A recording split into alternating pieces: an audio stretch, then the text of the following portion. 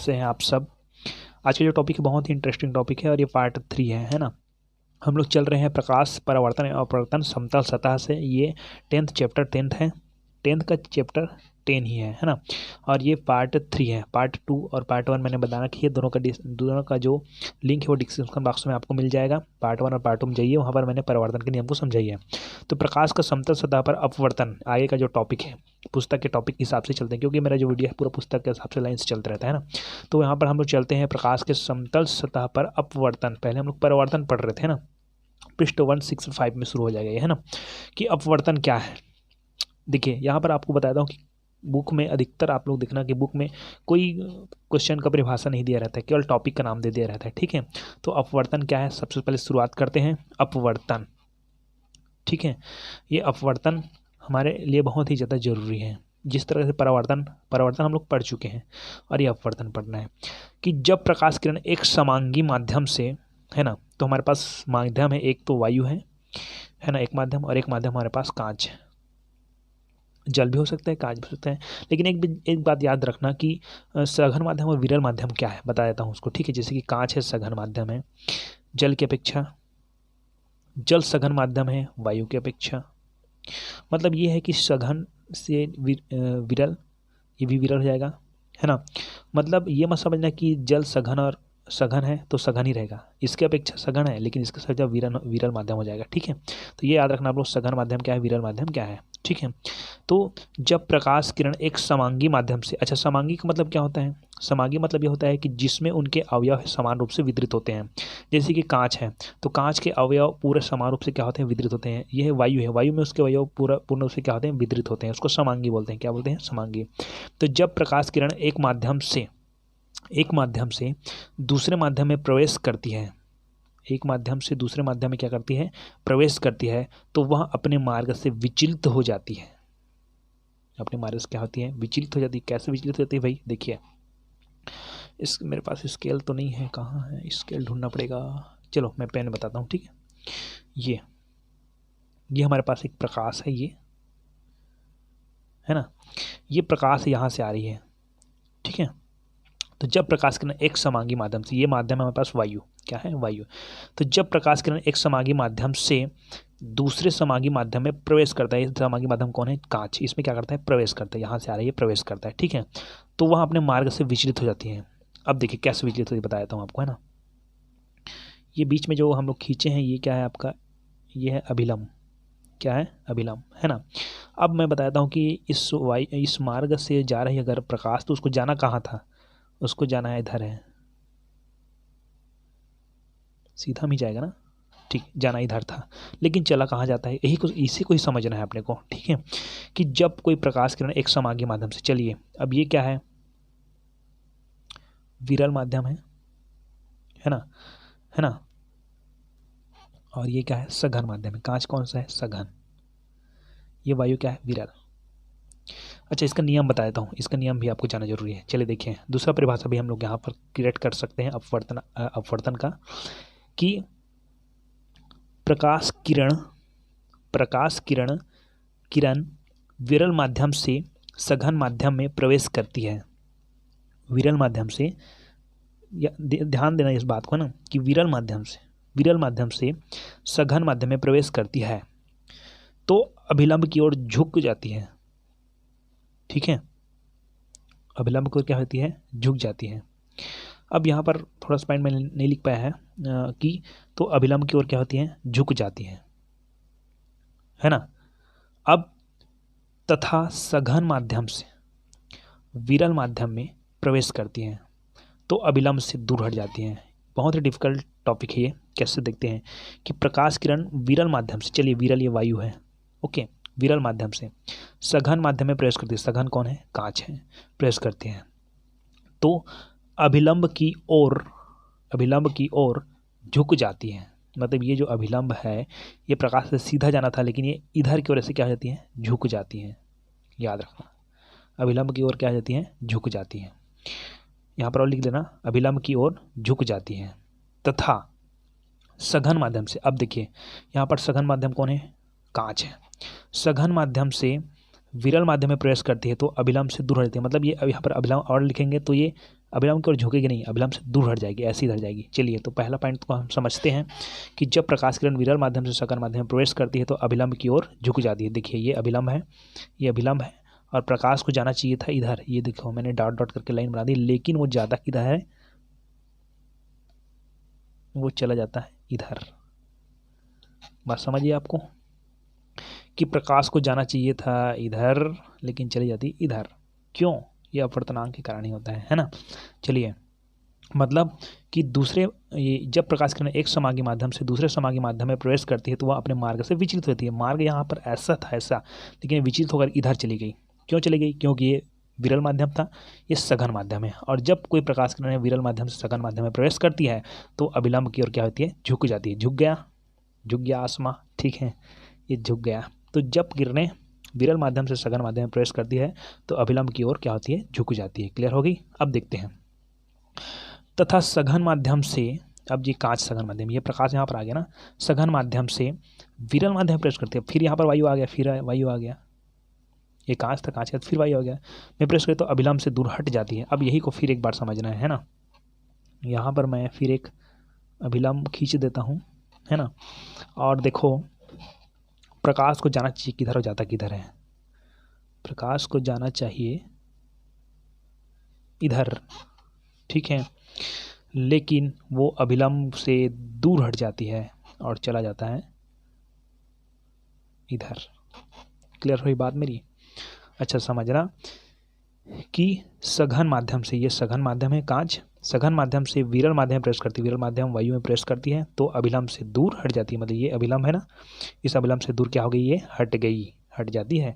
तो यह प्रक्रिया प्रकाश का अपवर्तन कहलाती है। दोनों में से कोई परिभाषा लिख सकते हो, बहुत ही अच्छी परिभाषा है, ज़्यादा बेटर ये पहला परिभाषा है, ठीक है। तो ये हो गया। अब ये सब आपको क्लियर कर लेना है अपवर्तनांक के परिभाषा, अपवर्तन के परिभाषा के अंतर्गत। और आपको बता दूं कि इसमें किसको क्या बोला जाता है ना। तो इसको हम बोलते हैं आपतित किरण, और इधर से ऐसे चले जाती है ना तो उसको परावर्तित किरण बोलते हैं, ठीक है। लेकिन हमारे पास ये है आपतित किरण, और यहाँ से ये जाती है तो इसको बोलते हैं अपवर्तित किरण, और यहाँ से ये हो जाती है इसको बोलते हैं निर्गत किरण, निर्गत किरण, ठीक है। ये क्लियर हो गया आपको, है ना। इसको हम लोग साइन आई से साइन आर से बदल करते हैं, उसको आगे मैं बताऊंगा, क्योंकि इसमें अपवर्तन के नियम में बताऊंगा किसको आई और किसको आर मानते हैं इसको, ठीक है। ओके, इसको हम लोग अभिलंब को एन डेस वगैरह जो भी मानना है मान सकते हैं, ठीक है, ये आपके ऊपर है। चलिए तो आगे चलते हैं हम लोग अपवर्तन के नियम में, ठीक है, रूल ऑफ रिफ्लेक्ट, है ना। अपवर्तन के नियम का पहला नियम है आपतित किरण, ये है आपका आपतित किरण,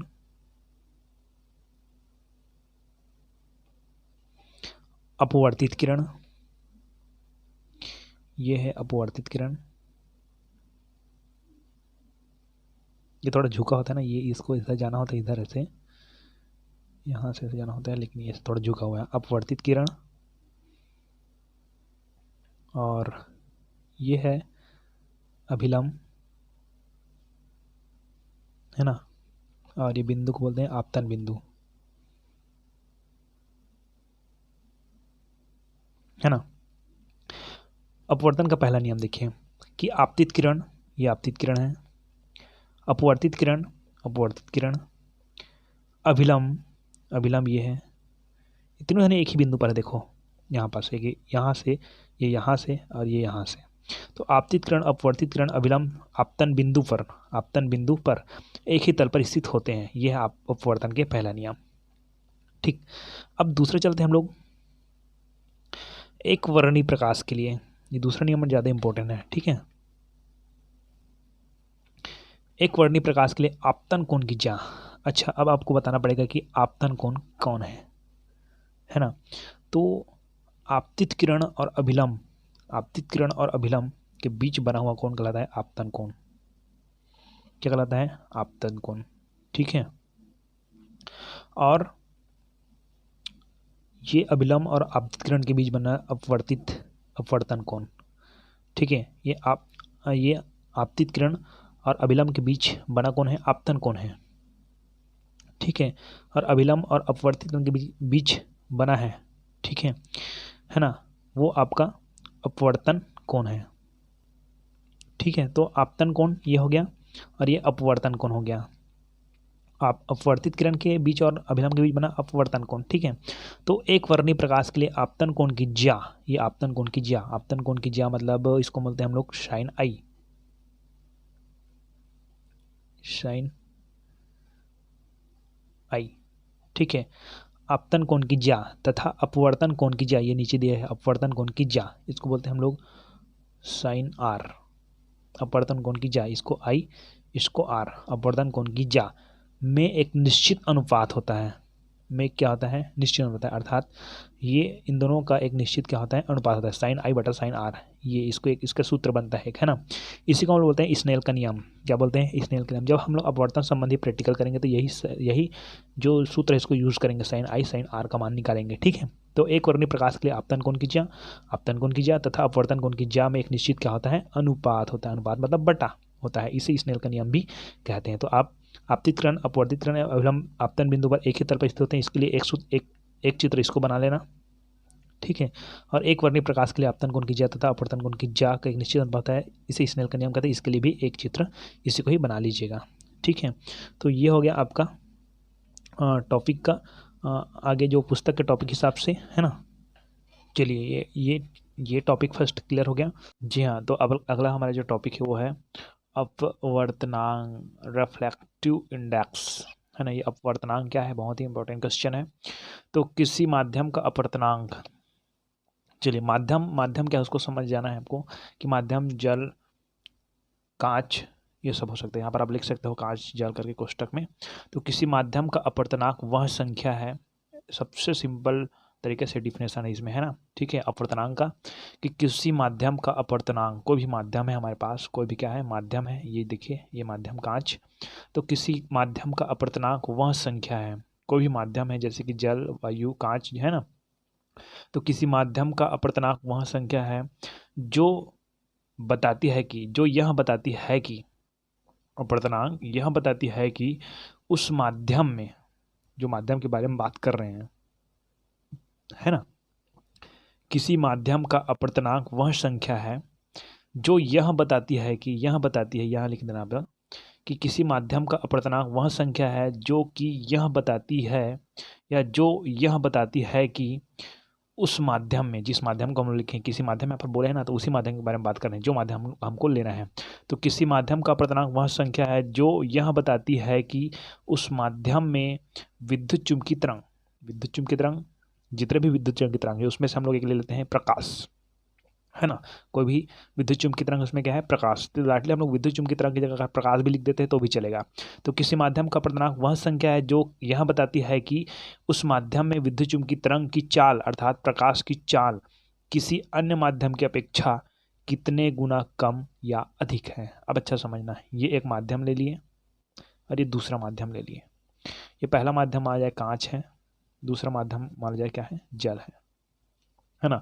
तो किसी माध्यम का अपवर्तनांक, चलिए कांच का अपवर्तनांक, ठीक है। तो किसी माध्यम का अपवर्तनांक वह संख्या है जो यह बताती है कि उस माध्यम में, ये जो माध्यम है उस माध्यम में विद्युत चुम्बकीय तरंग की चाल, अर्थात प्रकाश की चाल किसी अन्य माध्यम की अपेक्षा, किसी अन्य माध्यम ये है ना, तो किसी अन्य माध्यम की अपेक्षा कितने गुना कम या अधिक है।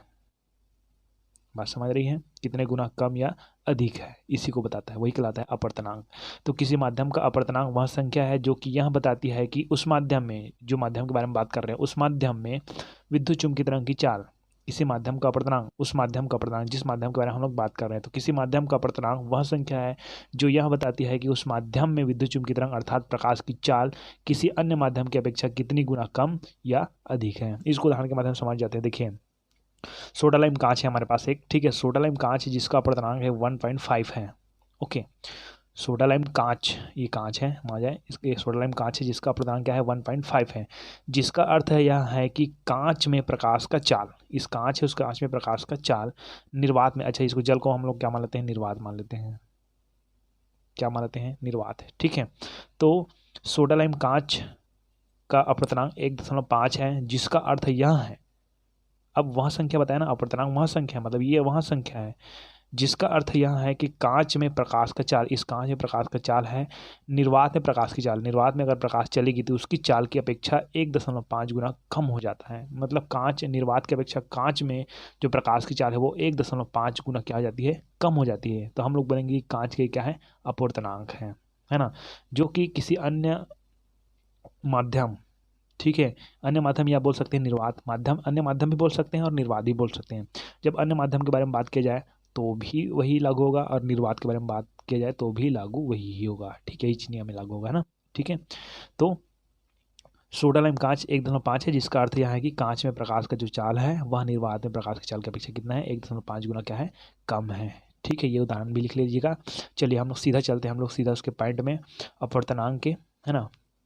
हमारे पास अपूर्णांक कितने, कौन कौन से अपूर्णांक हैं, तो सबसे पहले चलते हैं हम लोग निरपेक्ष अपूर्णांक, जिसको हम लोग बोलते हैं आपेक्षिक, याद रखना, आपेक्षिक, आपेक्षिक याद रखना ना, ठीक है। निरपेक्ष अपूर्णांक बोलते हैं इसको, क्या बोलते हैं हम लोग, निरपेक्ष अपूर्णांक, है ना, जिसको एब्सोल्यूट रिफ्लेक्टिव इंडेक्स भी कहते हैं। चलिए, तो इन दोनों को समझना है कि दोनों प्रकार को कैसे समझना है, देखिए ध्यान से, है ना, क्योंकि इसमें बहुत ज़्यादा कन्फ्यूजन हो जाती है बच्चों को कि कौन कौन से अपूर्णांक होते हैं हमारे पास करके। तो निरपेक्ष अपूर्णांक, है ना, किसी माध्यम में प्रकाश की चाल, ठीक है। तो मैं एक माध्यम बना देता हूँ, जैसे कि हमारे पास है, यहाँ देखिए, ये एक माध्यम है कांच, और ये इधर एक और ये है, ये निर्वात है, कोई माध्यम नहीं है, निर्वात, ठीक है, ना तो वायु है, ना तो जल है, ना तो अन्य ठोस पदार्थ है, निर्वात है, ठीक है। तो किसी माध्यम में प्रकाश की चाल, ये माध्यम है, उसमें प्रकाश की चाल, वह निर्वात में प्रकाश की चाल, वह निर्वात में प्रकाश की चाल, माध्यम नहीं है और माध्यम नहीं, केवल एक ही माध्यम है, हमारे पास, ठीक है। तो देखिए दोनों में फ़र्क, वही फ़र्क कैसा एकदम क्लियर हो जाएगा आपको कि दोनों में क्या फ़र्क है। तो किसी माध्यम में प्रकाश की चाल व निर्वात में प्रकाश की चाल के अनुपात को निरपेक्ष अपूर्णांक या आपेक्षिक अपूर्णांक कहते हैं। इसे परम अपूर्णांक भी कहते हैं ना, ठीक है। इसे n से प्रदर्शित करते हैं। अब देखिए, अब वर्ड क्या, दोनों में क्या अंतर है, यही समझना है आपको कि इसमें केवल एक माध्यम है और एक क्या है, निर्वात है। क्लियर होगी बात मेरी, चलिए, है ना। अब सापेक्षीय अपूर्णांक, अच्छा इसको उदाहरण भी मैं नहीं दे रहा हूँ क्योंकि दोनों को एक साथ में अटैच कर रहा हूँ, इसलिए ना, ठीक है, दोनों को समझ आएगा बहुत अच्छे से, इसलिए यहाँ पर उदाहरण दे रहा हूँ, आपको उदाहरण दूंगा अभी, ठीक है। तो सापेक्ष अपूर्णांक क्या है, पहले माध्यम में, चलिए अब हमारे पास एक माध्यम है, यहाँ पास ये माध्यम है, कांच वगैरह जो भी है कांच, तो पहले माध्यम में प्रकाश की चाल तथा दूसरे माध्यम में प्रकाश की चाल, अच्छा यहाँ पर एक और चीज़ लिख लेते हैं, यहाँ पर और एक माध्यम है जल, ठीक, इसमें एक माध्यम बस है, इसमें एक निर्वात है, इसमें दोनों ही माध्यम है, फर्क है दोनों में, क्या फ़र्क है, केवल माध्यम का फ़र्क है ना। तो किसी माध्यम में प्रकाश की चाल, व निर्वात में प्रकाश की चाल के अनुपात को हम लोग क्या कहते हैं, निरपेक्ष अपूर्णांक या आपेक्षिक अपूर्णांक कहते हैं। ये तो क्लियर हो गया आपको, ठीक है। अब सापेक्ष क्या होता है कि पहले माध्यम में प्रकाश की चाल तथा दूसरे माध्यम में प्रकाश की चाल के अनुपात को सापेक्षिक अपूर्णांक कहते हैं। मतलब इसके अपेक्षा ये ऐसे अपेक्षित करेंगे, मतलब उसको बोलेंगे सापेक्ष, क्या बोलेंगे, सापेक्ष, अपेक्षा करेंगे ना, इसका अपेक्षा ये इसमें ज़्यादा है, इसकी अपेक्षा इसमें ज़्यादा है, और इसमें केवल एक ही माध्यम है कि नहीं, तो उसको बोलते हैं निरपेक्ष, क्या बोलते हैं, निरपेक्ष, अपेक्षिक। और जिसमें हम लोग अपेक्षिक यूज़ करेंगे, जिसमें हम लोग अपेक्षा यूज़ करेंगे वही क्या कहलाएगा, सापेक्ष कहलाएगा। चलिए क्लियर होगी आपको। तो ये निरपेक्ष का मैं आपको परिभाषा क्लियर करवा दिया, तो यहाँ पर देख लीजिए, है ना, ये इसको बोलते हैं निरपेक्ष अपूर्णांक। अब हम लोग चलते हैं, क्या है इसमें पॉइंट, है ना, कि यदि माध्यम में प्रकाश की जो चाल है, यहाँ पर लिख लेना आप लोग चाल, यदि माध्यम में प्रकाश की चाल v, ओके, माध्यम में ना, माध्यम और एक निर्वात है ना, तो यदि माध्यम में प्रकाश की चाल v तथा निर्वात में प्रकाश की चाल c है, तो ठीक है, तो परम अपूर्णांक अर्थात निरपेक्ष अपूर्णांक को ही परम अपूर्णांक कहते हैं ना, ठीक है। अर्थात निरपेक्ष अपूर्णांक बराबर क्या हो जाएगा, निरपेक्ष अपूर्णांक को हम किससे प्रदर्शित करते हैं, n से प्रदर्शित करते हैं, यहाँ पर इसे n से प्रदर्शित करते हैं, तो n यहाँ पर लिख देता हूँ नीचे में n इक्वल टू, यहाँ पर परम अपूर्णांक बराबर निर्वात में प्रकाश की चाल बटा माध्यम में प्रकाश की चाल। ठीक है, ये परम अपूर्णांक। तो क्या हो जाएगा, परम अपूर्णांक हम लोग n से प्रकट करते हैं, तो n इक्वल टू निर्वात में प्रकाश की चाल क्या है, c है ना, c अपान माध्यम प्रकाश की चाल क्या है, v है। तो ये आपके पास सूत्र निकल गया। ठीक है, परम अपूर्णांक का, है ना।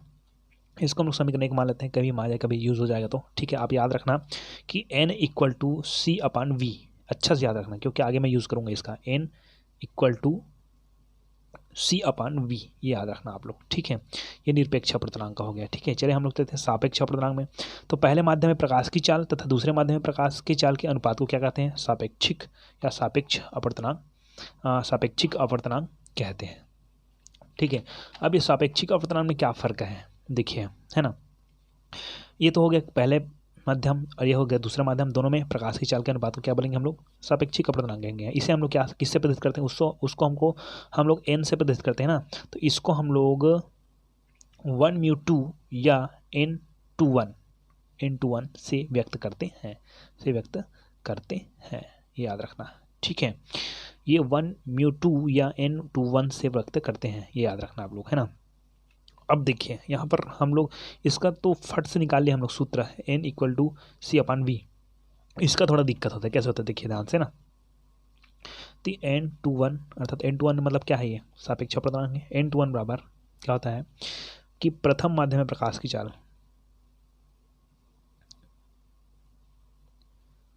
प्रथम माध्यम में प्रकाश की चाल बटा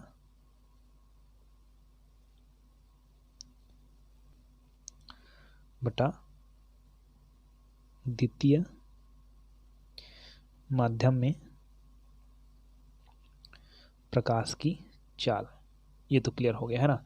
अब ये तो फट से यहाँ से निकल गया, यहाँ से भी निकल गया, लेकिन एक्चुअली में इसका मेन सूत्र कैसे निकलेगा उसको देखना कि यहाँ पर कौन क्या है, n/1 लिखा हुआ है, क्या लिखा हुआ है यहाँ पर है n/1, है ना।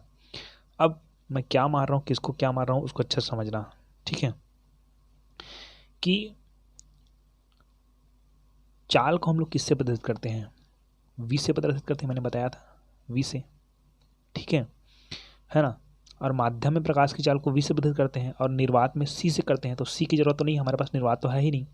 तो माध्यम में प्रकाश की चाल, तो प्रथम माध्यम को हम लोग v1 मानेंगे। प्रथम माध्यम में प्रकाश की चाल क्या है, प्रकाश की चाल क्या है, v है। प्रकाश की चाल क्या है, v है। तो हमारे पास दो माध्यम है, तो पहला माध्यम में v1 मानेंगे और दूसरे माध्यम में v2 मानेंगे।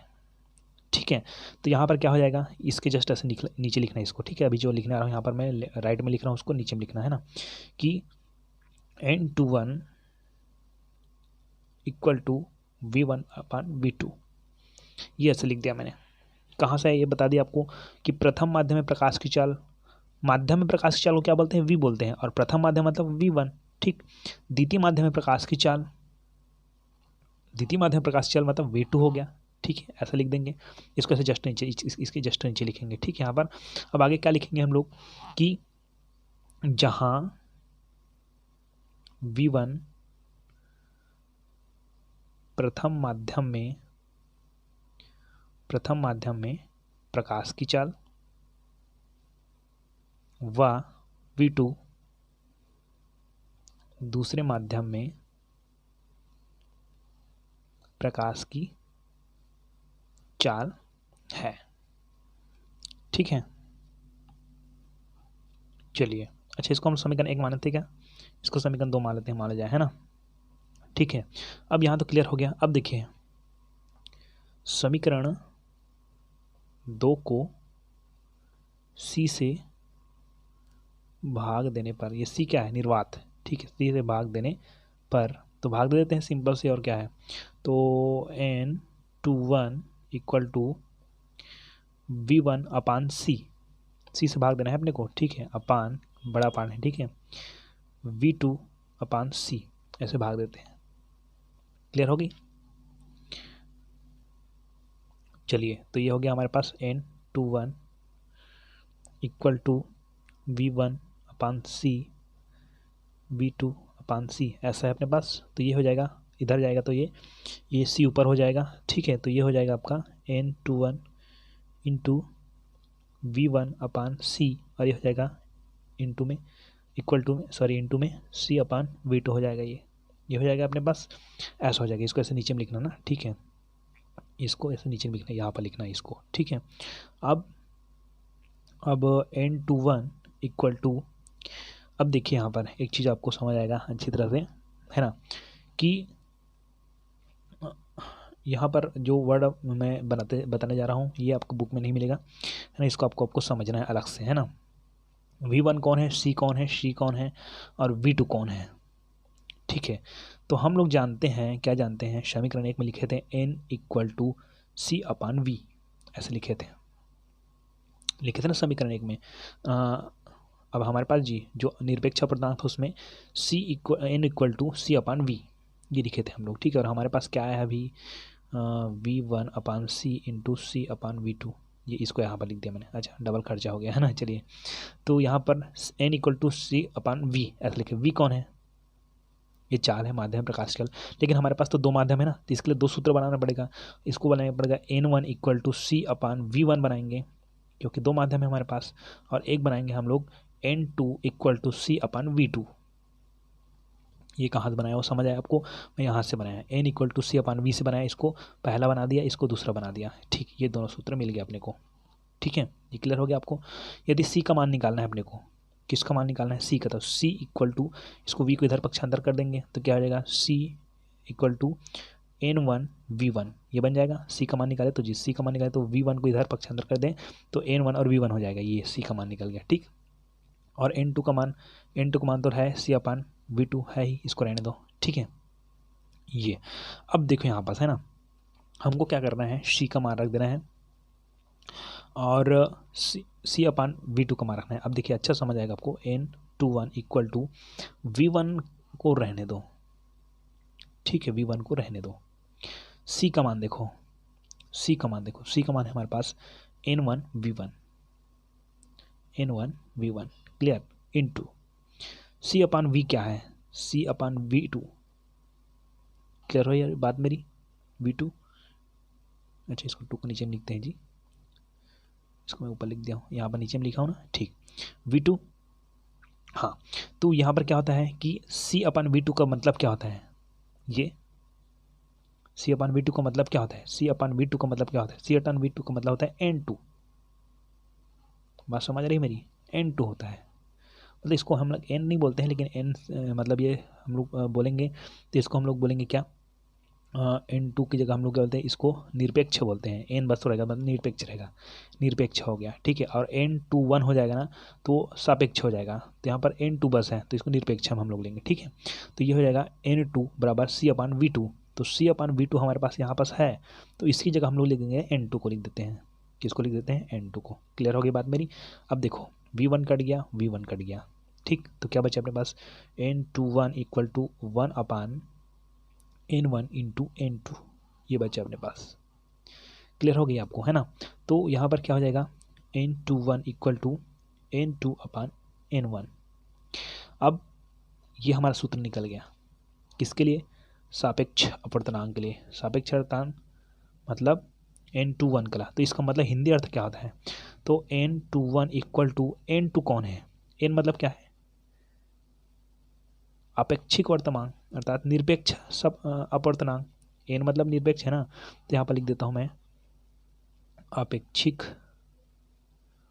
अपवर्तनांक, ठीक है, बटा N1 कौन है, ये भी क्या है, अपेक्षिक वर्तनांक है, अपेक्षिक अर्थात निरपेक्ष जी, अपवर्तनांक ये है, ठीक। अब ये 2 है मतलब द्वितीय है ना, मतलब क्या बोलेंगे कि द्वितीय माध्यम का अपेक्षिक अपवर्तनांक बटा प्रथम माध्यम का अपेक्षिक अपवर्तनांक, ये सूत्र निकल गया सापेक्ष अपवर्तनांक का। और शुरू में मैंने बताया था कि सापेक्ष अपवर्तनांक का शुरू में सूत्र बताया था कि प्रथम माध्यम में प्रकाश की चाल बटा द्वितीय माध्यम में प्रकाश की चाल, वो तो सूत्र है ही, लेकिन मेन सूत्र यहाँ से निकलता है। ये हो गया आपका किसके लिए, सापेक्ष अपवर्तनांक के लिए सूत्र निकल गया। ठीक है, इससे संबंधित बहुत सारे न्यूमेरिकल क्वेश्चन भी बनते हैं, है ना। इसमें न्यूमेरिकल क्वेश्चन भी आप लोग देख सकते हैं, बनेगा तो उसमें भी देख सकते हैं आप लोग। ठीक है, क्लियर होगी। चलिए, तो एक न्यूमेरिकल क्वेश्चन कहता हूँ कि जल का अपवर्तनांक 1.33, जल का अपवर्तनांक यहाँ पर लिखना अपवर्तनांक, जल का अपवर्तनांक 1.33 तथा कांच का अपवर्तनांक 1.5 है, तो जल के सापेक्षिक अपवर्तनांक लिखना है ना। ठीक है, तो जल के सापेक्ष कांच का अपवर्तनांक होगा, है ना। तो इसका सूत्र देखते हैं आप लोग कि अपवर्तनांक बराबर सापेक्ष अपवर्तनांक मतलब द्वितीय माध्यम का अपेक्षिक अपवर्तनांक, ठीक है, बटा प्रथम माध्यम कौन है, जल है, द्वितीय माध्यम कौन है, कांच है। तो जल के सापेक्ष, है ना, जिसका अपवर्तनांक निकालना है, जल के सापेक्ष बोला गया है ना, तो उसको ऊपर में लिखते हैं। किस में लिखते हैं, ऊपर में, है ना। मतलब जल के सापेक्ष जिसका अपवर्तनांक निकले उसको ऊपर में लिखना है। तो मतलब जल के सापेक्ष किसका अपवर्तनांक निकाल रहे हैं हम लोग, कांच का अपवर्तनांक निकाल रहे हैं। ठीक है, तो जिसका अपवर्तनांक निकालना है हमको, उसको हम लोग ऊपर में लिखते हैं, मतलब द्वितीय माध्यम बना देते हैं उसको। बात समझिए, कभी कन्फ्यूजन नहीं होता है कि द्वितीय माध्यम कौन है भाई, जल है कि कांच है, जल है कि कांच है, कन्फ्यूजन हो जाती है। तो मैं बता दूं कि जिसका अपवर्तनांक निकालना है उसको ऊपर लिख देना है द्वितीय माध्यम, मतलब जल के सापेक्ष किसका अपवर्तनांक निकालना है, कांच का, तो कांच को ऊपर, मतलब द्वितीय माध्यम कौन है, कांच है, और प्रथम माध्यम कौन है, जल है। बात समझ आ गई मेरी। तो सूत्र डाल देंगे, द्वितीय माध्यम के अपेक्षित अपवर्तनांक कितना है, द्वितीय माध्यम का कितना है 1.5 है, ठीक, अपान प्रथम माध्यम का क्या है 1.33 है, तो ये हो जाएगा 1.13 होगा, लगभग लिख दे रहे हैं यहाँ पर, लगभग। ठीक है, अगर उल्टा लिख दे, कांच की सापेक्ष, यहाँ पर लिख देते हैं कांच के सापेक्ष जल का अपवर्तनांक, तो मैंने बताया कि जिसका अपवर्तनांक है उसको द्वितीय माध्यम मान लेना है, इसको ऊपर रखना है, तो ये हो जाएगा 1.33 अपान 1.5 आ जाता। ठीक, तो ये फिर आ जाता 0.89 लगभग, ये सवाल आता है सेटअप से। ठीक है, क्लियर हो गई। चलिए, प्रिज्म द्वारा प्रकाश का अपवर्तनांक का अपवर्तनांक बोल देता हूँ बार बार, अपवर्तन। ठीक है, उसको मैं थोड़ा समझाना चाह रहा हूँ आपको, केवल ये समझना है कि किस तरह से उसको होता है। ठीक है, तो हमारे पास ये सन 65 का एक स्केल है, बहुत ढूंढने के बाद मिला। ठीक है, तो हम एक प्रिज्म बना देते हैं, ये बना दिया मैंने प्रिज्म।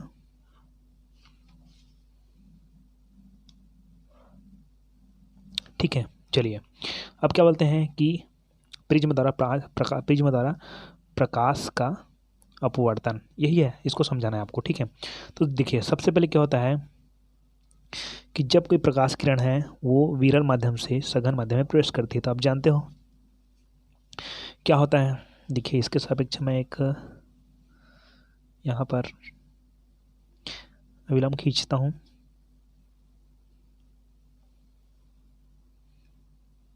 ये माना जाए अभिलंब है, थोड़ा टेढ़ा हो गया, ऐसे रहेगा अभिलंब, चल जाएगा। ठीक है, आप समझ गए ना, यहाँ पर थोड़ा ऐसे बनाना अभिलंब को, ये एकदम बीच में दिखना चाहिए ऐसे। ठीक है, चलिए, तो ये हमारे पास है वायु विरल माध्यम, और ये कांच है आपके पास सघन माध्यम है, कांच का प्रिज्म है ना अपने पास। ठीक है, तो ये विरल माध्यम है, ये सघन माध्यम है, विरल माध्यम वायु। ठीक है, तो आप जानते हो कि यदि कोई प्रकाश किरण है विरल माध्यम से सघन माध्यम में प्रवेश करती है, तो अभिलंब की ओर क्या हो जाती है, झुक जाती है। तो देखिए, इसको जाना चाहिए था इधर, थोड़ा सा कर देते हैं तब सीधा हो जाएगा क्या, ऐसे कर देते हैं, थोड़ा सीधा हो जाएगा फिर अभिलंब, है ना। ठीक है, ये पहले वाले को डिलीट कर दीजिए, है ना। चलिए, तो ये इसको जाना चाहिए था किधर, इधर जाना चाहिए था। ठीक, लेकिन हम लोग जानते हैं जब कोई प्रकाश किरण है विरल माध्यम से सघन माध्यम में प्रवेश करती है तो अभिलंब की ओर क्या होती है, झुक जाती है। अभिलंब की ओर क्या होती है, झुक जाती है। ये अभिलंब है ना, तो अभिलंब से दूर हट नहीं है, तो अभिलंब की ओर क्या होती है, झुक जाती है। अभिलंब को एकदम सीधा बनाना है, ठीक है। अभिलंब की ओर क्या हो गई, झुक गई, झुक गई, क्लियर हो गया। तो देखिए ये हो गया आपतित किरण और ये अभिलंब, अभिलंब के बीच बनता है उसको साइनाई मानते हैं, है ना। और ये हो गया अपवर्तित किरण और ये अभिलंब उनके बीच बनता है तो उसको आर मानते हैं। ओके, क्लियर हो गई। अब देखिए अब ये हो गया सघन माध्यम, अब सघन से फिर विरल में जाएगी, तो इस जगह भी हम लोग एक बनाते हैं कि इसको जाना किधर है। देखो इसको जाना किधर है और जाएगी किधर, उसको याद रखना।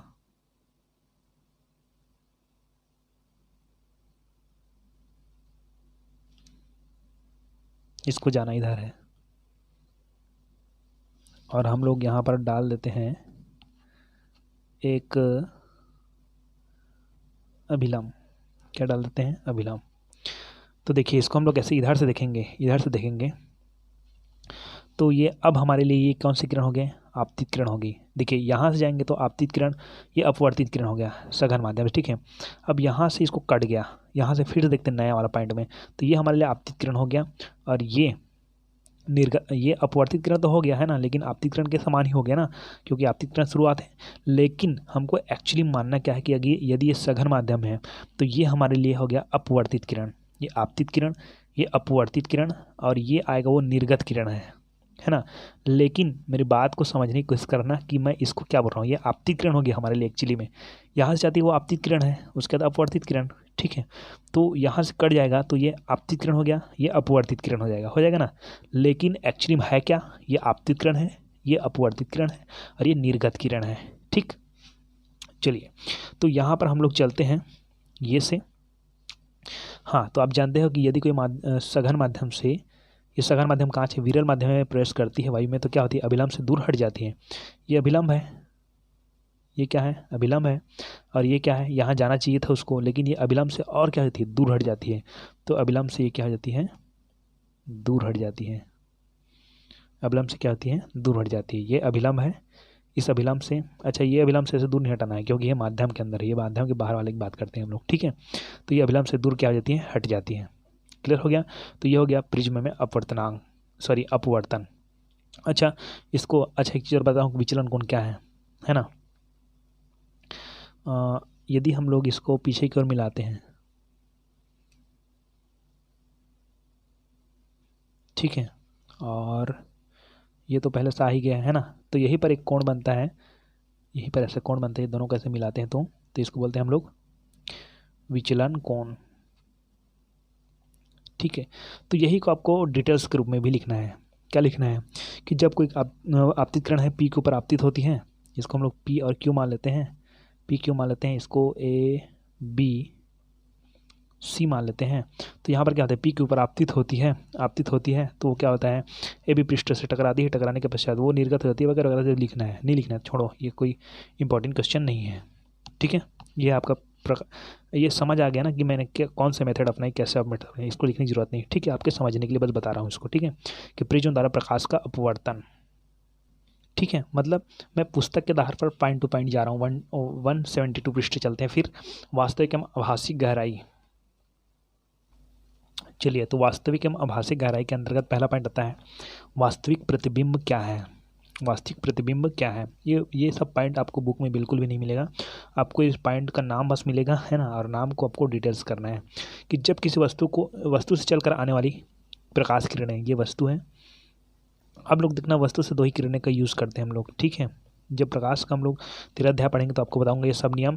अच्छा थोड़ा सा बताया था हमें डिटेल्स, क्योंकि जब तक आप डिटेल्स समझ नहीं पाओगे तब तक आप क्लियर नहीं कर पाओगे, है ना। तो आपको बता दूं कि यदि किसी वस्तु से प्रकाश चलकर आने वाला जो प्रकाश है, ये मुख्य अक्ष है, याद रखना, ये क्या है, मुख्य अक्ष है।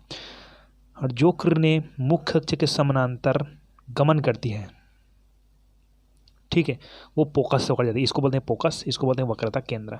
ये पूरा दर्पण है ना, ऐसे गोल, इसको पूरा गोल नहीं बनाया जाता, याद रखना, इसको आधा ही बनाया जाता है। तो ये वक्रता केंद्र है, ये फोकस है, याद रखना। जब कोई प्रकाश किरण यहाँ से मुख्य अक्ष के समानांतर जाती है तो वो फोकस से होकर जाती है, ऐसे टकरा कर। और बताता हूँ। दूसरा नियम, पहला नियम तो क्लियर हो गया, क्योंकि नियम अभी नहीं पढ़ोगे आप, नियम आप लोग 13 अध्याय में लगभग वहाँ पर आप पढ़ोगे, है ना। 13 ये 12 कन्फ्यूज हूँ मैं भी, है ना। चलिए ठीक है, तो 13 अध्याय में ही पढ़ेंगे, कंफर्म हो गया चलिए, तो वास्तविक प्रतिबिंब क्या है। तो ये पहला नियम तो क्लियर हो गया कि यदि मुख्य अक्षक के समांतर कोई प्रकाश जाती है तो फोकस शो कर जाती है, ठीक है। दूसरा पॉइंट ये है कि यदि कोई प्रकाश किरण है वो फोकस शो कर जाती है, ठीक है, तो फोकस शो कर जाती है तो मुख्य अक्षक समानांतर हो जाती है। देखिए मुख्य अक्षक समानांतर थी वो फोकस में गया, यदि कोई फोकस से जाता है तो मुख्य अक्षक समांतर होती है, यदि कोई वक्रता केंद्र से होकर जाता है तो अपनी दिशा वापस क्या होती है, लौट जाती है। ऐसे ये तीनों नियम के आधार पर मैं वास्तविक प्रतिबिंब बताऊंगा आपको, ठीक है। चलिए, तो ये अपने पास एक क्या है, माध्यम, सॉरी ये एक वस्तु है। हाँ, तो वास्तविक प्रतिबिंब, इस परिभाषा को मैं लिख नहीं रहा हूँ, आपको समझना है सुनकर, है ना, कि जब किसी वस्तु से चलकर आने वाली प्रकाश किरणें हैं, किसी वस्तु से चलकर आने वाली जो प्रकाश किरणें हैं, ठीक है, यहाँ से आप कितने भी किरणें दे सकते हैं, मुख्य फोकस से भी देंगे तो भी चलेगा, किसी भी तरह से दे सकते हैं, तो मैं आपको मुख्य फोकस से दे रहा हूँ, ठीक है, मुख्य अक्षर से दे रहा हूँ, ठीक है, यहाँ मुख्य अक्षर फोकस से दे रहा हूँ, ठीक है। तो यदि किसी वस्तु से चलकर आने वाली प्रकाश किरणें प्रतिबिंब बिंदु से होकर जाती हैं, चलिए प्रतिबिंब बिंदु कैसे बनता देखिए। तो मैंने बताया था आपको कि यदि कोई प्रकाश किरण है मुख्य अक्षर के समांतर जाती है तो कहाँ से होकर जाती है, वो फोकस से होकर जाती है, ये फोकस से होकर जाती है, ठीक। और दो ही किरण के बाद, अच्छा ये दो नहीं बनाना है, दो एक ही लकीर है, ये एंटी हो गया था इसलिए मैं इसको बहुत बार बता रहा हूँ, ठीक। चलिए, तो इसको मैं इसका इधर लिख देता हूँ, कोई दिक्कत नहीं। एक किरण ये हो गया, दूसरा किरण देखते हैं। तो आपको वस्तु से दो ही किरण निकालना है, एक किरण आप कहीं से भी निकालो, कोई दिक्कत नहीं। अगर आप यहाँ फोकस से निकालते हो और फोकस जाता है तो फोकस क्या होता है, मुख्य क्या होती है, समानांतर होती है, यहाँ पर भी आती है, कट जाती है, यही पर भी बनेगा। अगर यहाँ से जाओगे तो अपनी वापस यहाँ पर भी बनेगा, किसी भी जगह से निकाल, तो एक प्रकाश में यहाँ से निकाल रहा हूँ, मुख्य अक्षर समानांतर होती है तो क्या होती है, अपनी दिशा वापस लौट जाती है, मैंने बताया था। हाँ, तो यहाँ पर बन गया प्रतिबिंब बिंदु, और यहाँ पर बनेगा वस्तु का प्रतिबिंब, ये वस्तु है ना, इस वस्तु का क्या बनेगा, प्रतिबिंब बनेगा। तो वास्तविक प्रतिबिंब क्या है कि जब किसी वस्तु से चलकर आने वाली प्रकाश किरणें प्रतिबिंब बिंदु से होकर गुजर जाती है तो उस प्रतिबिंब को, है ना, तो उस प्रतिबिंब को वास्तविक प्रतिबिंब कहते हैं। मतलब यहाँ पर जो बनेगा वो क्या कहलाएगा, वास्तविक प्रतिबिंब कहलाएगा। क्या कहलाएगा, वास्तविक प्रतिबिंब। प्रतिबिंब बिंदु से होकर जाती है, ठीक है, प्रतिबिंब बिंदु से होकर जाती है। मतलब एक्चुअली में और दूसरा तरीका बताता हूँ कि यदि कोई प्रकाश किरण है वास्तविक रूप से मिलती है, देखिए यहाँ से एक प्रकाश आ रही है ये, और यहाँ से एक प्रकाश आ रही है, तो ये दोनों वास्तविक रूप से एक दूसरे से टकराती है, मिलती है, तो इस प्रकार बनेगा वास्तविक प्रतिबिंब रहेगा। और वास्तविक प्रतिबिंब अधिकतर क्या होता है, उल्टा होता है। क्या होता है, उल्टा, ये वास्तविक है। दूसरा पॉइंट चलते हैं हम लोग, आभासी प्रतिबिंब। किस में चलते हैं हम लोग, आभासी प्रतिबिंब में चलते हैं। चलिए, ये अवतल दर्पण के बारे में बात करें, अब हम लोग करेंगे उत्तल के बारे में बात करेंगे, ठीक है। ये सब नियम आप 13 अध्याय में पढ़ोगे। इसको बोलते हैं, ये फोकस, ये वक्रता केंद्र हो गया ना, वक्रता केंद्र, और ये फोकस हो गया अपने पास, ठीक है। और एक्चुअली में इसको हम लोग और मानेंगे तो इधर से मान सकते हैं। चलिए, तो हमारे पास मान जाए यहाँ पास एक वस्तु है, हाँ, तो आगे आता है वास्तविक प्रतिबिंब, आता है आभासी प्रतिबिंब। दोनों का परिभाषा में लिखा नहीं हूँ, आपको समझ कर लिखना है। आभासी प्रतिबिंब, है ना, कि ऐसे प्रतिबिंब में किसी वस्तु से निकल कर आने वाली प्रकाश किरणें, ये देखिए यहाँ से, इसको थोड़ा बड़ा कर देता हूँ ऐसे, किसी वस्तु से आने वाली प्रकाश किरणें, ठीक है,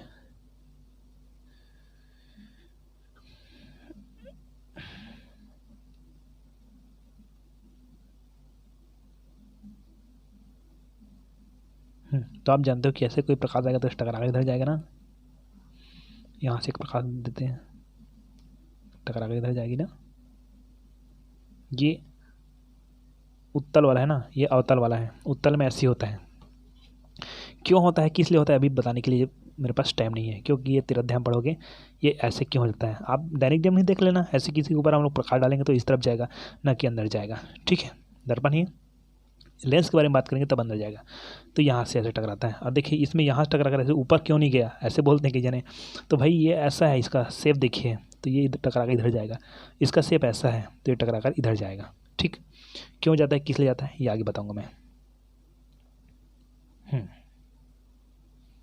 चलिए, तो इसको हम लोग मान, ये फोकस है। अब आप लोग जानते हैं मुख्य अक्ष से माना जाती है वो फोकस से होकर जाती है, जानते हो ना। तो फोकस से होकर जाती है मतलब यहाँ पर तो फोकस तो इस तरफ है, तो फोकस कहाँ पर, यहाँ पर तो ठीक है, यहाँ से मुख्य अक्ष से गई तो फोकस में ले गए। अब यहाँ तो फोकस है ही नहीं इधर ना, फोकस तो यहाँ पर है। तो आपको बता दूँ कि ये एक्चुअली में ऐसा होता है कि ये इधर जा रही, मतलब एक्चुअली में हम लोग उसको आभास करेंगे तो ये फोकस से होती है। यहाँ से ये जो फोकस है ना, ये वक्रता केंद्र है, ये फोकस है ना, यहाँ जा रही है, और इधर को हम लोग आभास करेंगे, पीछे की ओर बढ़ाएंगे तो ये देखो यहाँ से यहाँ पर दोनों जगह टकराती है, यहीं पर प्रतिबिंब बनेगा। तो परिभाषा क्या समझे कि किसी वस्तु से निकल कर आने वाली प्रकाश किरणें, किसी वस्तु से, है ना, निकल कर आने वाले प्रकाश किरणें परावर्तन या अपवर्तन के पश्चात, यहाँ पर परिवर्तन है, ठीक है, परिवर्तन के पश्चात या अपवर्तन के पश्चात पीछे की ओर बढ़ाने पर, पीछे की ओर क्या करने पर, बढ़ाने पर जिस बिंदु पर मिलती है वह आभासी प्रतिबिंब कहलाती है। तो ये क्लियर हो गया आपको, वास्तविक एवं आभासी प्रतिबिंब। चलिए, तो बुक के टॉपिक के हिसाब से अगला टॉपिक है उत्क्रमणीयता का सिद्धांत।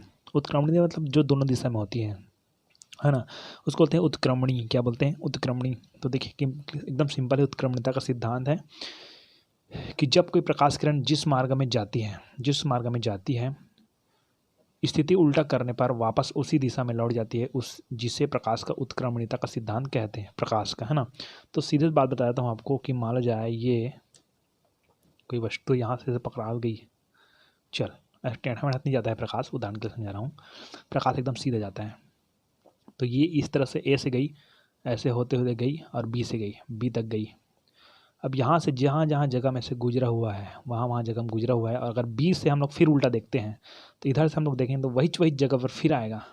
एकदम सिंपल भाषा बता रहा हूँ, है ना, कि वही जगह पर जो फिर आएगा तो वो क्या है, उत्क्रमणीयता है। दोनों ही दिशा में जा रहा है, इधर भी जा रहा है, इधर भी जा रहा है, जिस दिशा से नापी उस दिशा में जाएगा, उसी जगह जाएगा, उत्क्रमणीयता का सिद्धांत कहलाएगा, है ना। तो कोई प्रकाश किरण जिस मार्ग में जाती है स्थिति उल्टा करने पर वापस उसी दिशा में लौट जाती है, तो इसे लिख देना पर इसे प्रकाश को उत्क्रमणीयता का सिद्धांत कहते हैं। तो एकदम सिंपल देख लीजिए यहाँ पर क्या हो रहा है, उसको मैं बताता हूँ कि कोई प्रकाश बिंदु ए से निकलती है, बी में जाती है, क्लियर, बी से ये अपवर्तित होती है, सी में जाती है, तो ये हमारे पास माध्यम है ना, ये माध्यम हमारे पास मान लिया जाए, ये जल है, विरल माध्यम है, किसके अपेक्षा, कांच के अपेक्षा, है ना। तो ये जल है और ये कांच है, तो ये वायु है, विरल माध्यम है, और ये जल सघन माध्यम है। वायु के अपेक्षा सघन जल है, इसलिए ना अभिलंब की ओर क्या होती है, झुक जाती है। ये जो आपतित किरण है वो अपवर्तित किरण है। अब यहाँ पर देखो कांच जल से भी सघन है, इसलिए और ज़्यादा झुक जाती है, ऐसे जो आपतित किरण है वो और झुक जाती है। चलिए, और ये वायु फिर विरल है, इसलिए यहाँ पर क्या होती है, ऊपर की ओर जा रही है, यहाँ पर जो अभिलंब से दूर हट रही है। मतलब देखिए ए से वो बी में गया, बी से सी में गया, सी से डी में गया और डी से ई में गया। अब इसी चीज़ को हम लोग उल्टा देखते हैं, इसी को मैं उल्टा कर देता हूँ, चलो पुस्तक पे उल्टा कर देता हूँ मैं, है ना। चलो मैंने कॉपी को उल्टा कर दिया। अब देखो ए से बी गया, बी से सी गया, सी से डी गया, डी से ई गया। तो अब इधर से देखो ई से वो डी में गया, तो सेम उसी जगह ही जा रहा है, इधर उधर फर्क नहीं हो रही है। डी से सी में जा रहा है, फिर उसी जगह जाएगा। क्यों, देखिए ये हो गया आपका विरल माध्यम, ये हो गया सघन, ठीक, सघन कांच है नहीं जी। तो जब कोई प्रकाश किरण है वहाँ सघन विरल माध्यम से सघन माध्यम प्रवेश करती है तो अभिलंब की ओर झुक जाती है। तो ये अभिलंब की ओर झुक गया, ये अभिलंब है, अभिलंब की ओर झुक गया। अब सघन से विरल में जाएगी, कांच के सघन से विरल में जाएगी। तब देखना जब कोई प्रकाश है सघन माध्यम से विरल माध्यम में जाती है तो विरल में दूर हटती है। तो ये जो प्रकाश से जा रहा है ऐसे इधर जाना था, लेकिन ये अभिलंब से क्या हो गई, दूर हट गई, ठीक। अब देखिए इधर कि सघन से फिर विरल में जाता है। अब आप ये मत सोचना कि इसको सर ने अभी विरल बोला है, अभी सघन बोल रहा है। तो ये वायु की अपेक्षा सघन है, ये कांच की अपेक्षा क्या था, विरल था, और वायु की अपेक्षा क्या है, सघन है। तो यदि कोई प्रकाश सघन माध्यम से विरल माध्यम में जाती है तो अभिलंब से दूर हट जाती है, फिर दूर हट गई, इसको जाना था किधर, इधर, और हट गई इधर। क्लियर हो गई बात मेरी।